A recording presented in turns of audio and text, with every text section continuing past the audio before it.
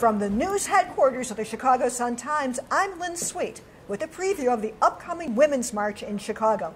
With me now are two of the organizers of the march. I have Claire Shingler, who is the executive director of the Women's March, and I have Jaquie Algee. Jaquie is the vice president of external affairs for SEIU, and they have been part of this working group to put together the march, now in its second year, triggered, as we all know, last year by the election of President Donald Trump. So last year, more than 200,000 women came to Grant Park. Jaquie, why don't you just give me some of the march basics first? And we'll start at the beginning. Where is it going to be? Sure.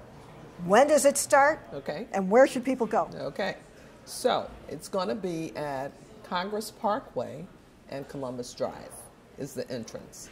It starts at 9 in the morning on Saturday, and it'll start with activities and DJs and entertainment so that people can gather and get a spot.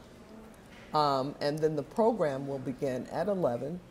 It'll conclude at 12:30, and at that point we'll step off to do a march to Federal Plaza, Jackson and Dearborn, down Jackson. Now, tell me about how the march itself then will go. I was at the Women's March in Washington last year, and there were so many people that came. You couldn't really get a march going because it was just too many people. Did you actually march on the same route last year, or is anything different this year? Well, our experience last year was the city was shut down. The streets were flooded with 250,000 people, so everyone was marching everywhere. So the formal march down Jackson didn't happen with the organizers at the lead, but the entire city was marching up and down the streets. I was in a role as a lead safety marshal last year, and I probably looped 2 miles of the city with marchers who just kept going and going. So it was pretty powerful last year. And what was powerful about last year is that no one knew that this many women would turn out for it. And you knew women were kind of angry. No matter your politics, you had to observe that something happened with the election of Trump and the defeat of Hillary Clinton. But now in year 2, you have a definite theme for this march and others in Washington, D.C. and around the country. It's called the March to the Polls. That's right. We're facing a midterm election. In Illinois, our primary, it's one of the earliest in the country, it's March 20th.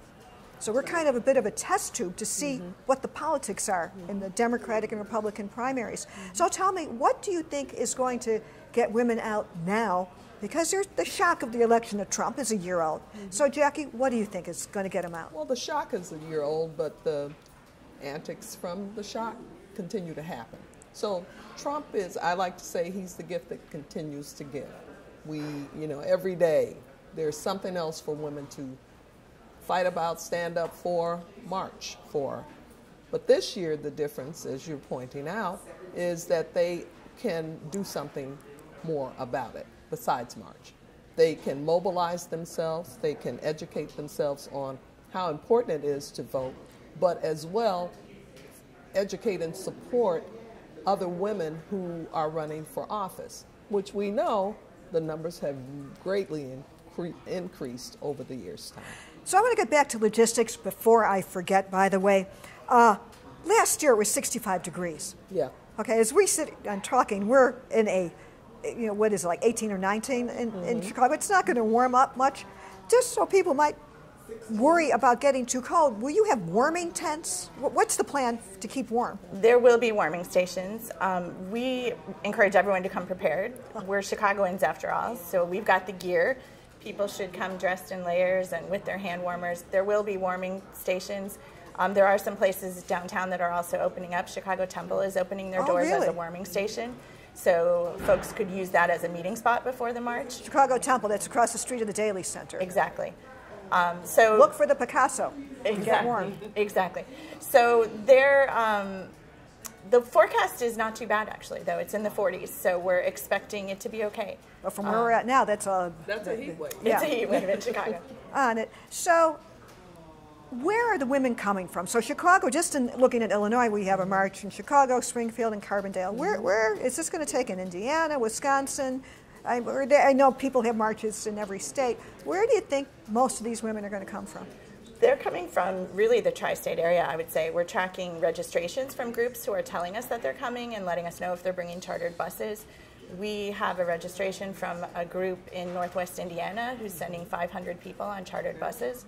So the catchment area is quite large. Wow, so give me some of the statistics. You're the executive director on what you think the turnout might be and where the turnout question is anybody's game. I mean, we learned last year that estimating it is really not a good game to be in. We thought 50,000 heading into last year. It turned out to be 250,000. So what we can do is track the groups that tell us they're coming, help them plan their logistics. Well, let me do it this way. Do you hit your, because I always like to figure out some data point here.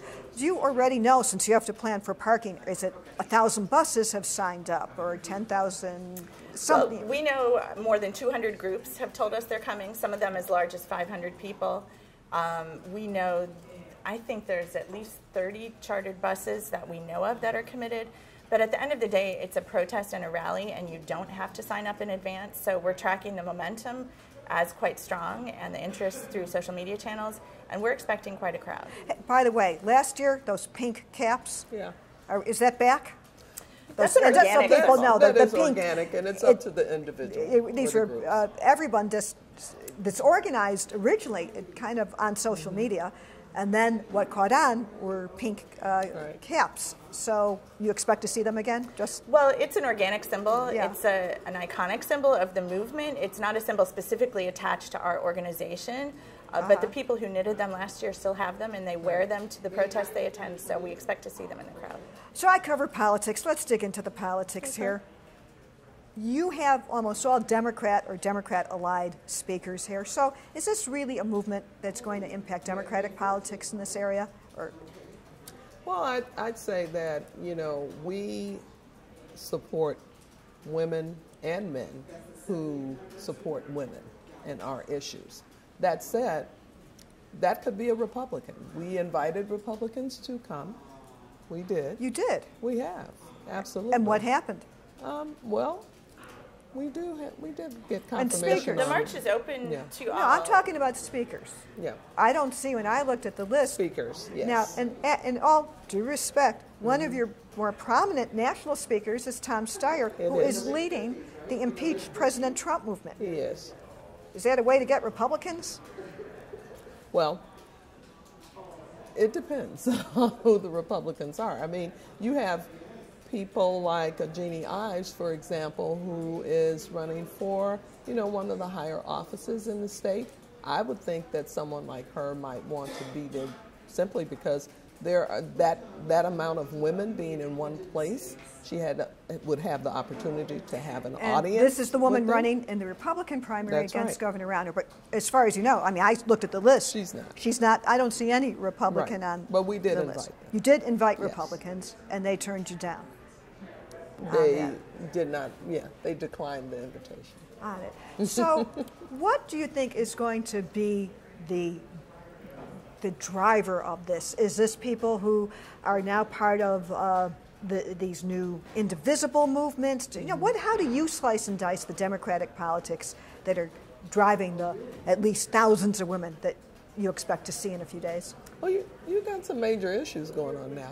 You have the Me Too and Time's Up, movements that really resonate not just in corporate America and not just within our government, but you have those women who, like for me, for example, who are women of color and for years throughout slavery and beyond were used at will. And so this resonates with women of all, race and backgrounds, and hopefully this will be something that they can also use, one of the issues that they can use to bring them there. Well, this is a point because context is everything. It's not now just a reaction to the shock of the election of Donald Trump as president. We have the Me Too movement, these allegations and confessions of sexual harassment by men in high places. Sure.